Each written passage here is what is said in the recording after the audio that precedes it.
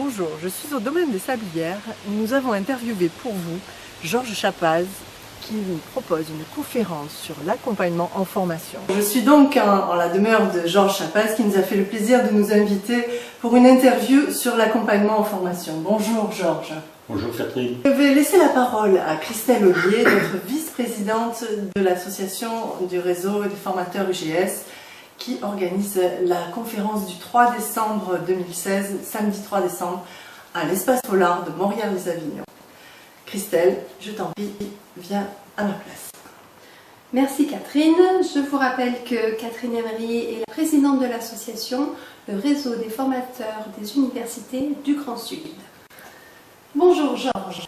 Bonjour Christelle, bonjour Catherine. Je suis très heureux de vous accueillir effectivement dans ma maison, une maison d'ailleurs qui est une maison collective avec un certain nombre de collègues, qui s'appelle le domaine des Sablières à Roussillon.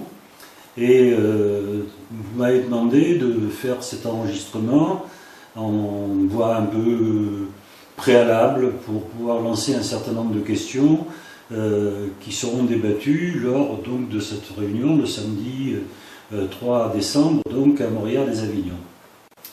Alors vous voulez que me solliciter sur l'accompagnement, c'est un thème effectivement qui me plaît beaucoup, qui m'interroge énormément, étant donné que, bon, personnellement je suis formateur de formateurs, comme l'annonce que vous avez eu la gentillesse de faire dans le rappel, et d'autre part, donc en tant que formateur de formateurs, j'ai eu l'occasion, dans une carrière qui est quand même déjà très longue, de faire beaucoup d'accompagnements de différentes formes, à différents niveaux, que ce soit des accompagnements à l'écriture, des accompagnements justement au dépôt de dossiers de validation des acquis de l'expérience, des accompagnements aussi dans le cadre d'associations comme l'association des groupes de soutien au soutien, créée par Jacques Lévin, bon, c'est-à-dire donc dans différents domaines, avec différents champs d'intérêt que peuvent être justement, qui peuvent être portés par le mot accompagnement. Qui peuvent être portés par le mot accompagnement. Ce mot accompagnement il est très polysémique, on va s'en rendre compte. Je pense que les questions que vous voulez me poser vont me permettre peut-être, sinon de préciser, en tout cas de préciser ma pensée. Merci beaucoup pour ce démarrage. Alors peut-être une première question. On a essayé de voir pas mal de domaines.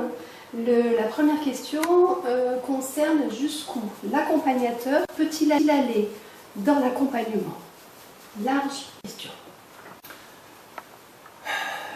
Oui, large question, très difficile, tellement large d'ailleurs que je ne sais pas si je répondrai donc, de façon très formelle.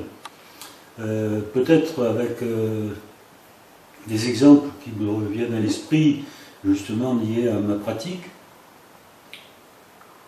et peut-être des raisons sous-jacentes en termes, je dirais, d'approche théorique sur ce que sont les apprentissages, puisque je répète aussi que je vais essentiellement parler d'une position de formateur. Formateur et formateur de formateur. Donc c'est ce point de vue-là, c'est de ce point de vue-là que je me situerai dans tous mes propos.